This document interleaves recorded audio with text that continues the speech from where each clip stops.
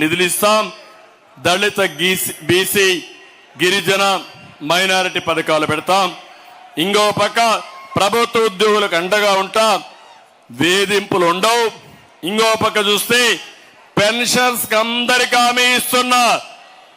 మొదటి తారీఖున మీ ఇంటికి పెన్షన్ పంపించే బాధ్యత, 4,000 ఇచ్చే బాధ్యత తెలుగుదేశం పార్టీ. అదే మాదిరిగా మా కూటమి తీసుకుంటాం. అదే కాదు, ఉద్యోగాలు చేసి రిటైర్ అయిన వ్యక్తులకి పెన్షన్ రాకుండా అవస్థపడుతున్నారు, వాళ్ళందరికీ హామీ ఇస్తున్నా. మొదటి తారీఖునే మీకు పెన్షన్లు వస్తాయి. అది నా భరోసా అని చెప్పి నేను మీకు తెలియజేస్తున్నా. ఈరోజు ఒక విషయం ఇక్కడ చెప్పాలి.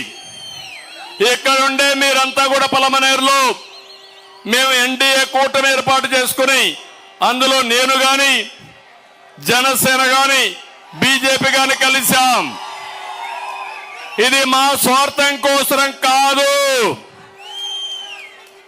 దివాలా తీసిన రాష్ట్రాన్ని కాపాడుకోవడానికి మా ఆలోచన ఒకటి, ప్రజలు గెలవాలి, రాష్ట్రం నిలబడాలి. అది జరగాలంటే జగన్మోహన్ రెడ్డి దిగిపోవాలి.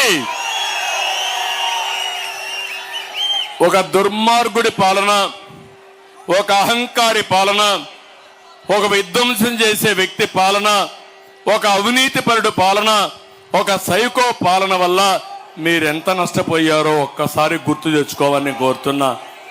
మీ జీవితంలో అవకాశాలు కూడా కోల్పోయారు.